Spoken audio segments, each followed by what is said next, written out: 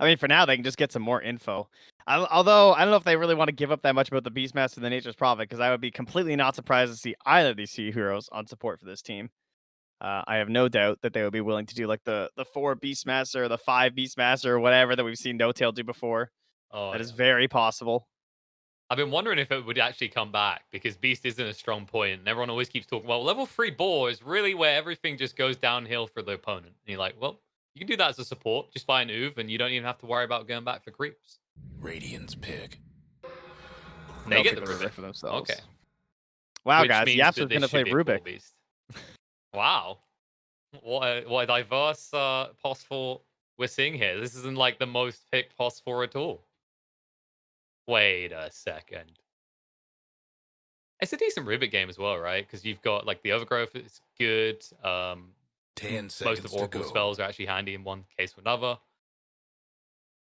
5 I wonder if seconds. they're comfortable at all with the potential of the boxy Treant Protector. I mean, for now, I'm assuming it's Taiga, but we have seen some teams try the core role. Dyer's pick.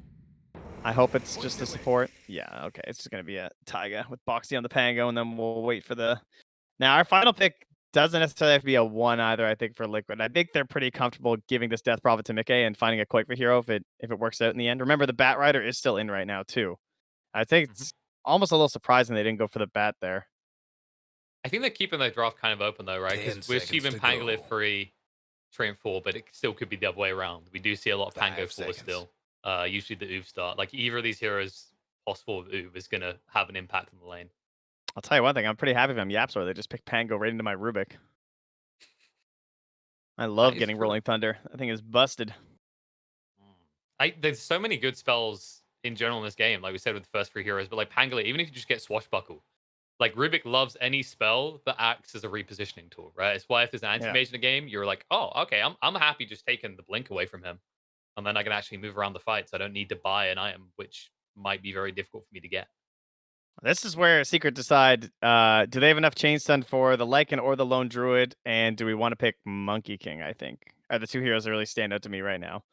I think Monkey King Radiant's really lets them just, ban. like, dive and keep, going aggressive, and okay, well, they'll take it in another direction, but kind of the same thing. It's a different bear, but he also dives, so it's a little bit of both. Yeah, Someone who does not it's care about, living armor. also it's kind of easy to farm with the Ursa, right? Because the Battlefield build just feels so strong and stable in the hero. Plus, I guess on the lane against the Treant, that's another thing to consider is when the grasp goes down, you just have 10 that, seconds to you just go. roll out of it, right? You just use your first spell and you don't have to worry about being stuck in the slow. 5 seconds. Whereas Monkey King doesn't have a great way of getting out of that.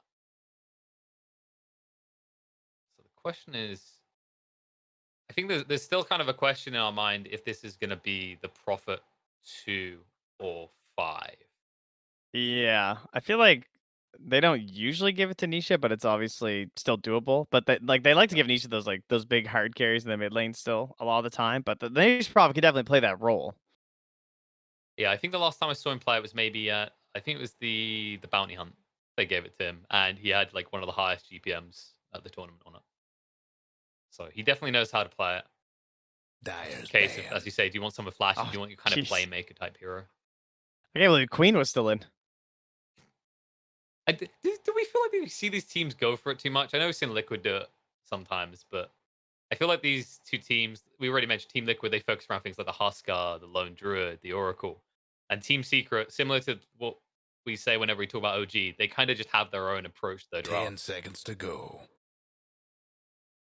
Yeah, I just think they have so many 5 options that it's seconds. just like they definitely feel Take like your certain pick. heroes are strong and whatever. But like I don't know if they're just gonna Dyer's like storm pick. here because they don't really care about counters. Like most teams pick a 10th, at least lately that I've been seeing, whereas they're willing to just give it in the ninth pick anyway. They don't really care. Oh, how did we forget about Broodmother? Luckily, Secret didn't. I guess it's like obviously once us has a Battle Fury, like well, I can kind of deal with the Brood, but that's a long way off. The Brood's done her work by then. 10 seconds to Yeah, go. no real concerns. 5 What are seconds. they missing? Like maybe some Radiant's just pick. low cooldown stuns. Okay, there you go. That gives you some stuns, some control, and Okay. adds into the push power, right? I think actually, I'm surprised we didn't mention that. We said about Quap being banned, but Venge is the other one to go to at the moment, right? Yeah, I think, I mean, I know Zai likes playing it a lot. At least he seems to, because he plays it quite a bit. So this could be for Nisha or Zai, just depending on this last pick. Nature's 10 Prophet seconds tends to to be a much go. stronger mid lane hero, so I immediately lean towards that being for 5 Nisha, seconds. It because I also think then it's easier to questions what like. you. Oh, go ahead. So I think it's easier to like exert your Who's it influence gonna across the be? map when you're Nature's Prophet compared to being Vengeful Spear with high levels. But as we said, Mickey gonna take that Death Prophet, and they will finally come all the way around back to taking the Lycan for themselves.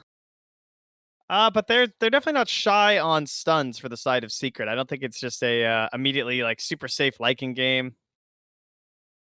And you But can see obviously he's a strong Secret hero. are discussing this right now. It's like, well, do we want the Beast in the free, the Venge in the free, the Prophet in the free? Who wants what, guys? Because you could take these anywhere, and there it is. It's going to be Poppy on the Prophet, Beastmaster offline as expected, and you will have the mid Vengeful Spirit. Hmm. Okay. I mean, yeah. I wonder if it kind of helps that Click was showed first. Yeah, I was having this discussion with Liz the other day. Like, why are we still at a situation where people's picks aren't hidden and then revealed at the same time, right? So Yeah, it's I like, think it should be like that too. yeah, it just gives way too much an advantage. And it's like people keep going, oh, well, yeah, this is where having a player that can play multiple lanes is a advantage for a team. It's like, yeah, but one team is literally being put at a disadvantage if they show, and the other one can just react to that. So Man, how they are had we so many looking good more here? options. Because I feel like Secret have a lot of push. It seems like the obvious thing with those first few picks, but the Lycan really balances that out on the side of Liquid, and they do have a Treant Protector to keep their towers healthy as the game goes on. My only like I would say I favor Secret. My only concern would be if they get into a situation where they try and push for an objective a little too early and then they get turned on. That's one thing that Treant Protector is really good at. Like try and take advantage of you with an overgrowth, and then if you just come running in with Death Prophet and her ulti running with Pango chain stunning you all, it can certainly be an issue. But for the most part, I think their draft looks both aggressive as well as fairly balanced from the side of Team Secret. It looks like a little bit easier to play out. So I am favoring I'm favoring them Places, currently. everyone. And yeah, and this is the laning shenanigans that we're talking about. Like Nisha's on the Venge, but it's gonna be Zai mid on the Beastmaster because they see Quake was on the Lycan. That's actually fair kind of reaction coming out from Secret. I think the other interesting thing to mention, like the draft comparisons, is that Secret's power it's kind of constantly rising, right? Like the way their heroes don't rely on big cooldowns to do things. Whereas for Liquid, you've got this shapeshift that you got to play around. You've got this exorcism. They're powerful spells, but if you misuse them, suddenly you are very underwhelming for the next minute or two. Yeah, the more and more I see Ursa too, the more I just keep thinking how that's so not a problem for him anymore. Like ever since they removed the damage from the ultimate, that made this hero so much better. Like not needing to pop your ulti to get a 30 burst kill in a seconds to side lane, meaning that showtime. you can then keep it for going for the objective after or going for the Roach Pit or whatever. And then late game, like there's a reason why the Battle Fury is so good now. Is that like you're going late game, you don't have to rely on your ultimate for offense, and then it's only 30-second cooldown anyway. Yeah, and it also offsets the mana regen issues you now have ever since they switched the mana regen talent from 10 to 15. It's very hard to debate that that item is the way to go with this hero now. Plus, you know, And Abyssal's busted. And here we That go. didn't hurt. yeah, that's like the obvious one we talk about, right? Melee heroes, very strong right now. Abyssal, why mini Blink Dagger? On it, and when we talk about Ursa, it's a hero that essentially has two forms of Blink in that, as we just shoot off. And Oh, as he she's got going to him. go down, Insania got the final hit out. Man, I was not sure if Taiga being back there would be enough, but very well done. The Nature's Graft obnoxious at level 1. Yeah, and Called that does Nature's mean Graft. that It kind of is a graft. I mean, the rough part from Tumman now is he has leveled in the Earth Shock, which you can try to be defensive here, but it's going to be tough to overpressure, or is it? Oh, these blocks coming out. Poppy. I mean, this is why you give this man micro heroes. On point. It's hard to believe how nerfed Treants have been. And they're still so good. It's just so hard to kill. It's like we're seeing this overall from the Zoom meta, right? It's like you look at everything, it's just a bit too tanky for me to kill right now. Yeah, it feels like you just have to commit way more to try and deal with them. In the mid lane, it's summons on summons. With the Boar Man versus Wolf Man. And I think it's kind of a race to free, right? Once Zai has free, you can make sure Lycan doesn't feel confident. But at the same time, if Lycan has, level 3 or 4 too quickly, the regen means he doesn't care either. Yeah, I feel like Koik was going to be fine. I think that this is better for him in the long run. Just his summons, like, it's not like Beastmaster can really chase you down and try and kill you or anything because the spacing's so small. Like, it's a lot easier to do that in a side lane with, like, the constant harass and, like, actually pushing you off the wave, whereas in the mid, probably not going to get that same advantage. Oh, Nisha? Nisha. Yeah, cheeky from Boxy. He does die, though. The Wave of Terror was causing too much damage. I'm always surprised how much farm I'm able to get when I'm dead as Venge with this. Like, even in the early game like this, it's not an advantage that you really think of, but he just got 3 last hits that no other hero would have gotten. You know? That's true. And it's also, we were discussing this, especially when we've seen like all the mid ones, like Thompson plays it a lot, right, on OG, is that even it allows you to play a very over-the-top aggressive style, because even after you die, you're still giving something to the fights that occur later on. It's not just about getting creeps, it's about this aura that persists and your right clicks that are coming through. I mean, we've even seen some clips where, it'll be 2 or 3 kills claimed by a vengeful spirit. Yeah. Yeah, I think it's a little bit difficult to build the illusion right now and like build the hero just because of how good the illusion is, that you don't necessarily want to build items that don't benefit when the illusion isn't you don't necessarily want to build like plus damage items or whatever, because you want like all the agi, and you want to buy aura items too so that you're giving those off. It's interesting. Yeah, it's kind of like one of those examples where there's not really another comparative in Dota. As this hero, you can talk about, Chen, his Chen army's still up, but in the hero itself, like, your punishment of dying is offset a little bit because you still exist. And Foxy's having a hard time down here. Can't really trade. I wonder if maybe at level 4, because then the disarm lasts longer, you can get to a stage He's where maybe going you can for punish. it. Oh, he He's didn't actually get gonna it. die for it. Oh, that's so painful. I'd be so mad. I mean, You know I that know feeling, it's 70%, right? You're like, come but on, still. it's gotta go. It's gotta go off. I've hit him like 5 times in a row, and I haven't got a single proc. Zai almost got blocked up in the mid lane. That was close from Quake, but he might still get this. Needs one more hit from the Wolf, and Zai, nope, regen's just enough. Oh, man. Already talked about micro shenanigans and the tree in its top, and then we just see that in the mid as well. Man, he's still so low. And saying he's gonna start walking over. He's like, yeah, there's no way, right? Right? Just presses E once. Oh, a kill. Neat. Yeah, they got a ward anyway. Plus, there's Invis bottom. That Zai should know there's a rune there. Of course, he's probably not aware of what it is. He's definitely hoping it's a regen, though. It's tough for the Beastmaster at this stage, right? Because you're all about just trying to win the attrition warfare, but Lycan, because of that passive, he's got the HP regen. He's always going to outtrade you. Invisibility.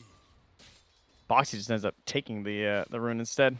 I think he was hoping for something more useful than an invisibility rune, which will now be obvious to Quake as he scoured it out with his wolves. That does leave Nisha alone, just casually farming away. Like, Venge not even pressured at all in this game so far, really. Yeah, Bossy doesn't have boots either, so this was a pretty long excursion here of not getting farm. Meanwhile, up top, Puppy is level 2, so he probably just used all his HP and mana to be a nuisance, and then TP back home again as he returns to the bounty rune fight. A little bit of a bounty rune dispute in the bot lane. I'm just watching Boxy get disarms at the right moment. At the same time, Insani's in trouble up top here. Moving in, one more clutch comes out. Cumberman gets the kill. Boxy is running for his life in the bot lane in the meantime as Nisha. He does have the Wave of Terror, and he can get the kill. Oh, God. I know what he's going through here. We've all been there when we play Pangolier. We're just like, just one more disarm. Just one more, and I win this trade, and they have to run away. Mid lane roar. Quake is pretty tanky, though. They don't have to lift for another 4 seconds. They can't dive it either, so Quake will just shrug it off and go, I don't know what the hell that was all about. I'm thinking he probably thought his Rubik wasn't level 2. It's probably like, oh, really? That's it? Level 1 Fade Bolt? That's all you got?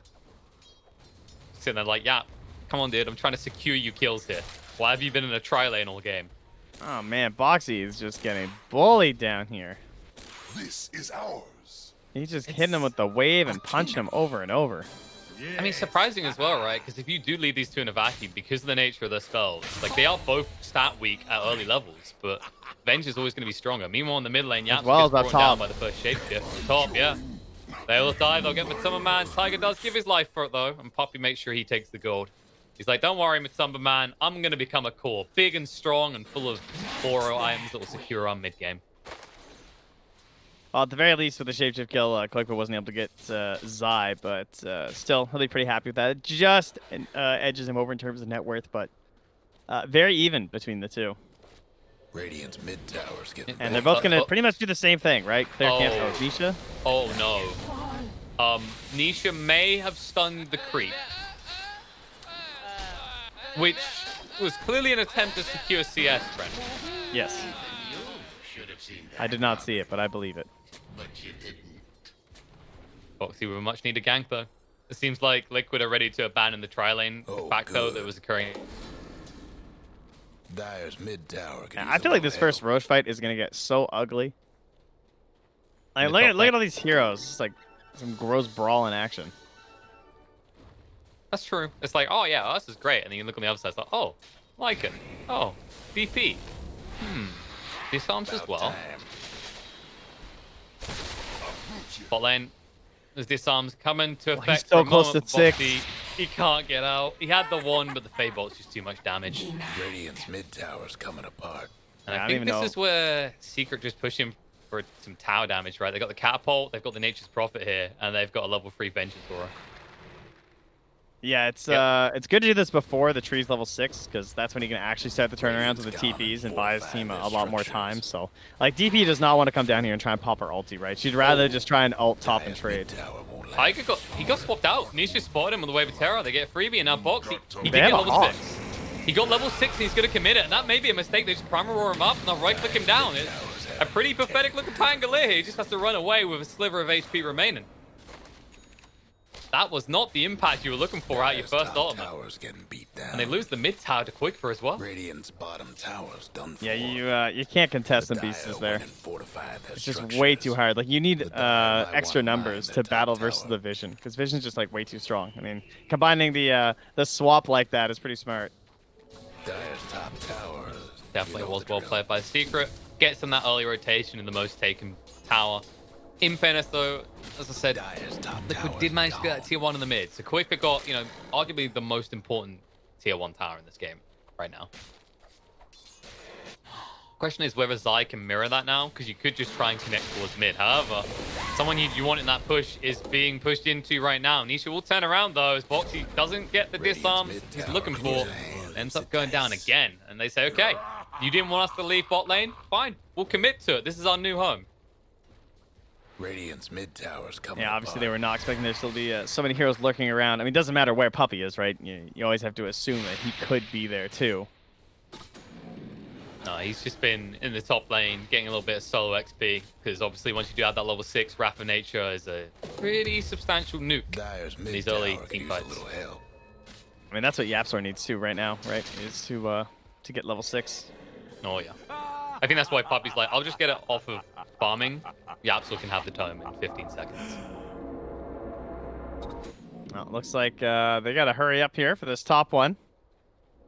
I think Insania realizes that he can't really do anything, though.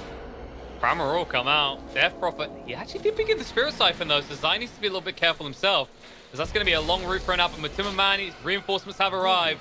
Zai might still go down, but now Mike is in a world of trouble and a world of hurt. As they'll just run him through and look to clap him down, they do get the kill. So 1-for-1 exchange. However, it works out in Liquid's favor because the shapeshift in the mid lane did get the kill into Nisha. Amazing what you'll find. Yeah, they just ran him down.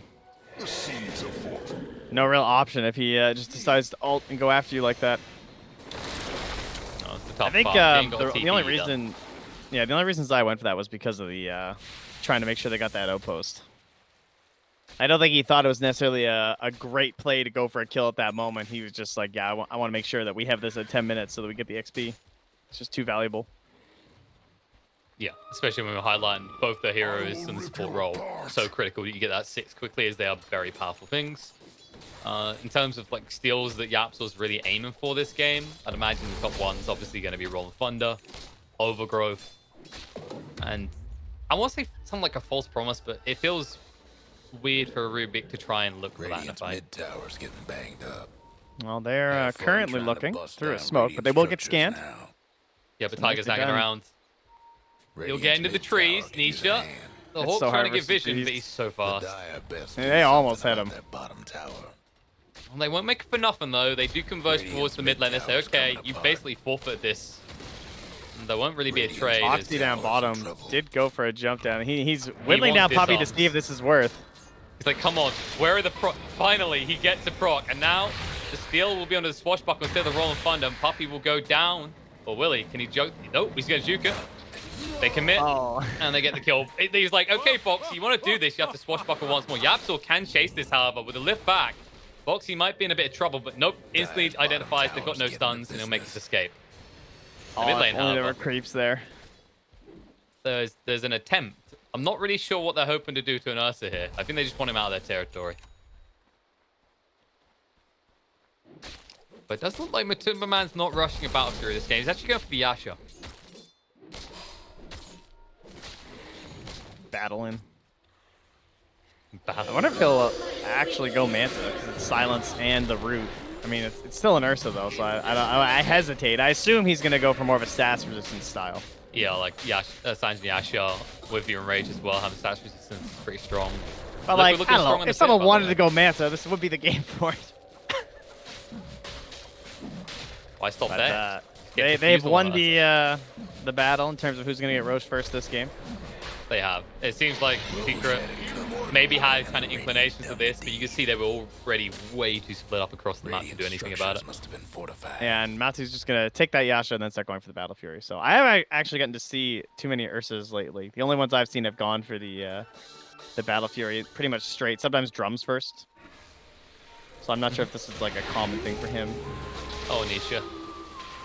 Well, he knew they were just in the pit. He didn't think that they were going to come and punish him so quickly, though. He is healing up a lot, actually. Buying a lot of time. He might be able to bring Boxy down, but nope. Boxy just steps out of the way. They finally get the kill. They haven't got the creeps here, though, so they can't push the tower. And instead, Secret will be the ones doing some tower damage to the bot lane. Bottom tower. Pretty good Like trades, but Liquid are really like on point with what they need from this lineup. And this should they're be at least going. one kill with the Yules. Should just be free. Well, Puppy has arrived. He's ready to give his life. He might have the Overgrowth comes out, Crown being thrown out. The Shapeshift's been used. Beastmaster already down. Yapsor is tanky enough to escape before they can kill him off. But Boxy pursuing on the Puppy with the roll through. They'll find and kill off the Prophet. Maybe it just felt like they had a good chance because of all the vision they had around the area, but that was a really dangerous attempt, I think, to try and save more than, try and save everyone and make a turn there. Yeah, it was Obviously actually not working pretty out. well done by Liquid. With it was just a rapid TP, right? Like everyone on the team's like, all right, let's go. Especially once you see that Puppy's committing in with his TP into the fight, you don't worry about whether it's worthwhile rotating the whole team down there. Especially with this tier 1 still standing, at least for the moment. But probably not for much longer. So really, you got to look and see what Secret got to play around soon. Because they have now got the Helmet Dom complete on the Beastmaster, which gives them some more fight. And in terms of what Niche is building, he is going for Yasha as well. So it looks like Secret just want to be speedy boys and girls. That's pretty speedy. Guess what's happening? He did die in a speedy way, I'll give him that. But yeah, Boxy definitely much more speedy when he picks up a haste rune like that. Question is whether they can connect into more. I think they just want the runes in tower, Radiant's probably. top tower's It's a in case of bad if they can shape. get it without committing exorcism, you feel good as well. Thank you, my beauties. And they're kind of in an awkward spot, though, Radiant's because top top's just tower's being taking pressured, hits. so they feel compelled to Dire's try and bottom take down tower's this bottom getting tier 1 business. too. But considering how much you're Radiant's devoting to top this versus tower's your in opponent, bad this doesn't shape. necessarily feel that great unless you can really get The good Radiant control over lost this the top area. tower. That is really the power of the zoom out, right? It's like you don't have to commit anywhere near as many resources to these type of Radiant's pushes. top tower's hurting. And they still haven't taken down that tier 1 in the bot lane, but they've already lost their one in the top. And you're going to see more pressure applied to try and force them back. It doesn't feel good losing towers like that, Radiant's especially when you have a top tree and tower's should be able to taking prevent it. hits. Guess what's happening to Dire's bottom tower? Especially when his build is Oh set man, up and the to prevent glyph it. too. Oh, this is so annoying. Radiant's top tower's hurting. It is a tier 1. They're like, all right, if you want it, you're gonna have to show us how many heroes are lurking around. Okay, you got practically the whole team there. Fine, we'll have this practically our top whole team lane, here. this tower is getting obliterated. Radiant's Yeah, this top is like It the is. most value split shot of all time. Dire structures looking fortified. I mean, not when they Radiant's top keep the tower range is creeps taking alive. hits. All right, there we go. Boxy will get rid of them. They kept the cap out for a long time. They're still keeping it going because of the boars. He'll make sure that they actually don't get the kills on the boars. They don't get the XP, but the damage, it's pretty significant. Of course, the good news is you have a Trent, so you can save the... You can salvage it, given enough time. But when you look at Secret's lineup, you have to imagine time is not on your side in that regard. They will move towards that tower again soon. Yeah, that was a bit of a good example of like why the first Aegis it's not necessarily about the Aegis. I feel like it's more so just like setting up for the second one with the Aegis and the cheese. Because like the first Aegis, unless you have a hero that can play hyper aggressive, it's pretty hard to force your opponent to fight you. You know, like everyone's just gonna try and trade on the opposite side of the map of you. That's what just happened to them. Oh, we've seen this before. Boxy versus Nisha. Boxy did bring allies though, and he does have level 6 this time around. So Okay, that was trouble for Ben. Oh, swap? Yeah, well that one not so cool. He tried. They're even going to try and take down the illusion of him as they continue their push under the tier 2. And look at this, Secret go, okay, if you really want to do this trade, and I don't want you to think about this, Liquid, because you're not as quick as we are with this push. Yeah, they have to start following heroes back. So they repel Secret's push, but once again, like you said, it's that Aegis factor, right? Once that runs out, Secret, they might not be so reluctant to hang around and take a fight against you. Well, at the very least, Liquid still left Koikfa to like hang around up here. So he clears out the Ancients. He finds the first of the tier 2s. Gets themselves a Philosopher's Stone. Probably for a tree, I think. Try and get him that Blink Dagger first. I'd imagine so. I think he's got it coming out now. Yep. He's like, that dibs, that belongs to me. Sorry, Insania. You're POS 5. You get less priority on this stuff. Unless, of course, your team's Secret. Your name's Poppy, in which case, if you look at Yapsor and Poppy's net worth. Get the ring when you're playing the zoo and like starting to push towers. That's nice. They definitely want the Essence ring too, I think. I mean, he's definitely starting to line up. Like that plus the AC coming online. Then you look at the Secret side. They are getting close to that Battle Fury. They'll need probably like another 2 minutes. All right, it's evened out. It's okay, guys. You got Kilos on both everyone's side. got... Yeah, that's all that matters. Imagine if you got the same neutral items. No, let's not do that. I know there's been some discussions people have been having again about whether we should be able to purchase the neutral items we want.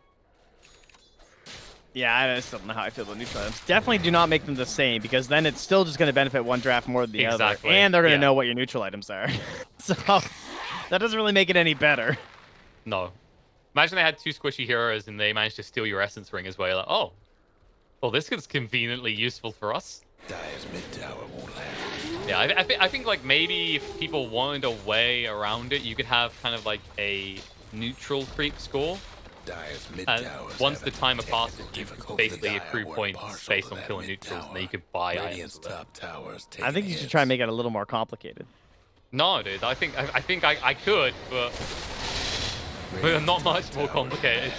Maybe if we made it so that the neutral items had different costs to them as well. Pangolier finds a hefty cost to his initiation there. That was sick. Gets the steal on the shield crash, then he gets the 18% damage reduction from both of them, and then is able to just live. And it's like, why isn't this doing more damage? Oh, yeah. Nisha? Okay. He did try for the TP. Tiger was still around. They baited themselves a little bit, but Puppy will make it out. They get the Timberman away. And the push continues in the top lane. It's almost like every time Liquid gets these kills onto the Vengeful Spirit, it's not worthwhile because of what's happening elsewhere. Ooh. They're going to make him pay this time, though. Mike, he commits the exorcism onto Zai. Zai says, okay, if I'm going to pay, I'm at least going to get someone to pay with. He picks up the bounty room before giving over his life. The problem is you just commit an exorcism. Maybe you kill a few extra creeps, but now for 140 seconds, you don't have that big ultimate, and Roche could spawn in just 20 seconds. Yeah, that would be the main problem here for Liquid. I like that they're not panicking when this push is coming from Secret in the top lane. Like, sure, maybe they could have been there a little bit earlier and tried to push at some of these waves, but unfortunately, that's one of the problems we haven't really talked about that much with their draft. Is they don't really have fast wave clear, especially they have a duo of supports that can't really push waves. Like, Trent okay, but it's very he's on the line of being decent at it, right? And there's a reason that they often go for the meteor hammer. Yeah, Nature's Grasp might hurt a lot when you're a hero, but there's a reason it looks very underwhelming when you watch it on a creep wave. It's like, oh, everything is almost dead. Nod's head. But But everything is still pushing. there's also just this idea of like not panicking like crazy because I mean you don't want to lose a tier 3 or anything, but it's not as punishing as it had been for a long time in since we had shrines. Obviously, like that was a humongous deal. You would basically throw all your bodies to make sure you killed that right there. But we don't have to have that same panic anymore. No, and it's also that case of overreacting, should we say. Like, you see someone doing something, you keep reacting to it, and what you realize is every time you come back to defend their push, your push is being eliminated as well, right? It's all about weighing up whether you can trade better and where you can actually take those trades, as we saw earlier when they were exchanging tier 1 for tier 1 and trying to do tier 2 for tier 2. Matu had a bit of a rough start. I mean, having to go Yasha first doesn't necessarily feel that great, but gets his Battle Fury. He does indeed. And they now know all these heroes on Secret Side are top because they just tried to jump Tiger. They will pursue and find him because they cut the trees. His Blink Dagger doesn't save his life. They get the kill, but in the bot lane, they're moved in with the Roll and Thunder onto Ursa. But Summerman, he's juking it out. I don't know if they want to commit too much further. He has got the enrage. There's the Yules. He'll interrupt him. And there's no real way out for Matu anymore. Is that Nisha with a swap in? Good save. And now it looks like they need to back off. Puppey did go a little bit too deep, though. With the shapeshift commit, he might try and kill off Puppey. Koifa, he's going for bigger targets. He turns on the Yapso, an easier one at that. They'll be able to find him. They do get the kill to Puppey in the meantime, and now they can converge on this tier 2 tower. They do have to go back to deal with Beastmaster, however, and Zai now in trouble. Mike blinks forward on top of him, and Zai doesn't have a way out. No point TPing. He knows it'd be interrupted. Double kill for Boxy. They'll kill off the army. They get the tier 2 tower in the bot lane, and Liquid finally take a favorable exchange. And Roche spawns in 2 seconds. So they didn't have to use the Exorcism. All of that trying to save their Ursa, and sure, he gets out, but very costly to lose additional heroes after that. And if they manage to spot it, I mean, there's even a DD there, so you know Quake's going to check now. Yeah, you got to give it a little sniff. What's in here for me? With an AC complete, your World's Desire, Aegis, and a Cheese. In a lineup that has both a Lycan and a DP. I mean, this is the ultimate moment, right? You said the first Roche doesn't get much done, but now that you've got these 2 heroes that can just push forward incredibly aggressively, you could start to threaten high ground in the next 2 free minutes. This is why you want the early Roche complete. Obviously, you'd like it if your team took it, but even if the enemy gets it, as long as you get this one with the Aegis and the Cheese, like if Secret had gotten this one, they would have been like, perfect. This is what our lineup also needs. But now you have to fight through Aegis, Cheese, and False Promise. This is an extremely difficult team fight for Secret coming up next. Puppey's been caught. Mike is getting so much done with this Blink Dagger. It definitely seems like it's been the right item, as Puppey has no way to get out of this. He's the Vlad, he's the medallion, he's the mech for his team. So they won't want to fight for the next 45 seconds at least. Yeah, I really like watching his Death Prophet. I think he's really good at, cause I feel like China was the only region that was really playing a lot of the 1 Death Prophet for a while and like the 1 Leshrax, and they just used it to accelerate the game at a very fast pace. That's true. I think Nick's really done a good job of that. The CIS region, we've seen Epikid do it a lot as well. It definitely is starting to catch on more and more. And there's the Exorcism coming out on the Beastmaster side. Tries to block it out, the tree to buy himself a little bit of time. No chance in hell. He even throws out the Prime Roy. Says, Matumba Man, do your thing. Can he get enough out? Needs one more hit. But this time, no! Oh, no! Nice plate mail. He was owed that RNG after all this time, and it finally pays off. He gets the proc he needed. Now they can just run over the fight. Secret have 4 heroes dead. The Exorcism's still running for a little bit, and they'll move over to the mid lane to at least get some chip damage done at the tower. But with Lycan in your lineup, chip damage is the least you'll do. That tower is going down fast, and they're going to go for it. I definitely approve. They still have the glyph, and they've got like 10 seconds. It's a bit of a tough one. No, it's definitely 10 on one of those do-it moments. Just use it. And even once you do, we're not leaving because we still have the Aegis. And to be honest, by the time you're up, Roll and Thunder's going to be what? Yep, 10 seconds out. You just have to let him have it and walk away. It's gone. You can't really buy back, right? Like, if you buy back and force that fight, it's not going to go well for you. They still have the Aegis available there on the Lycan, even if he doesn't have Shapeshift. It still feels like it's going to be a rough one. Yeah, you wouldn't even had the Primal Roar, right? It's that case you'd buy back. It's like, okay, our initiation stun is It's available soon, guys. But to be And honest, we're it's back. available once you naturally have respawned. So let's just maybe save those buybacks for a more opportune time. Matumba Man, yeah, he understands. He needs status resistance. He needs more. He's going for the Satanic next. I guess the tough part, and we've seen it already when he enraged in the bot lane, right, is it doesn't do anything against Yules. So you can't rely on enrage for your status resistance. You just get Yuled up. That's 2.5 seconds guaranteed, and then you're in trouble. Yeah, even at max level, it's gonna be half of your enrage. So pretty irritating thing to have to deal with. And geez, that Abyssal, he's getting there. I mean, I wish he was going for an Abyssal. It would be so much better. Instead, Lycan get one. But is this right? Do you feel like maybe Matumba Man would be better suited with going towards an Abyssal at this point? Or do you think stuns aren't the problem? Yeah. I think he knows he's gonna get hit by spells. That's just the way that this lineup works. He has to get status resistance. That's fair. I guess also you've got a lot of stuns, right? So, you know, it's just a penny in the well at that point. Like, you should have enough lockdowns to burst the hero. He'll try, he moves him in the enrage with the disarm coming out straight away. The Royal Thunder through. And Matumba Man, swap out by Nisha. He's used to trying to give his life over. Instead, Oracle's the one who gives it over because the backline gets sniped outside, doesn't get a kill. Gives his life for it. The buyback was committed by Oracle. Now Matumba Man needs to back away after he clears some creeps out. They're just trying to slow down this push. They do not want to fight it directly. Quickfoot is getting a little bit low, but still has the Aegis to play with him. Boxy just disrupting so many heroes here, these disarms. He's still got the Heaven's Halberd to work with as well. There's no easy way to approach this Pangolier even at this stage. Yeah, the right click damage is running out a little bit here, but they're still just chipping away. It's taking so long to get through him. This AC, this Vanguard doing so much work. Finally they'll get it, but there's the Enrage, the Yules. They say, now what, Matthew? What are you going to do? What's your move? Shapeshift gets activated, they move in. Nature's Prophet will be brought down slowly but surely. They'll chase through the Rubik, clean up Nisha as well. The buybacks are being committed left, right, and center. But Matumba Man, he doesn't want to go in. No enrage for 20 seconds. They just have to accept. It's another set of buildings just gone. Liquid, they are starting to just establish dominance over Secret. Yeah, I think Secret made the mistakes that we kind of talked that, like, the only way this gets really bad for them is like trying to push too hard too early, and I do think they made that mistake. Like on that bottom lane, trying to make a save on someone like that's exactly what Liquid's lineup needs, because their initiation was relatively weak at that point. And now look at them. They're just going. They want this. They know Quickfire has no easy way to escape this. They're trying to do damage to the 4-star out. It's good from Taigi. Saves the day. Boxy rolls in on the Matumba Man. The front row thrown out onto Lycan. Everything but the kitchen sink for a kill on the Wolfman, but it's just not working. The sustain is too strong. And time again, Secret are repelled. They realize when it's over. They call GG. Liquid take game 1. That I can appreciate. Very well done from Liquid. I mean, they're not afraid to just open with these classic combos that... I don't know, it feels like one of these two heroes is usually banned, right? If it's like the Ember, the Coddle, or the Oracle and the DP, a lot of teams will ban out the Ember in the first phase or the DP in the first phase. But if you leave any of those little combos in, Liquid are willing to do a whole draft around it. I mean, they have their other little combos, like their Wind Ranger and their Tusk.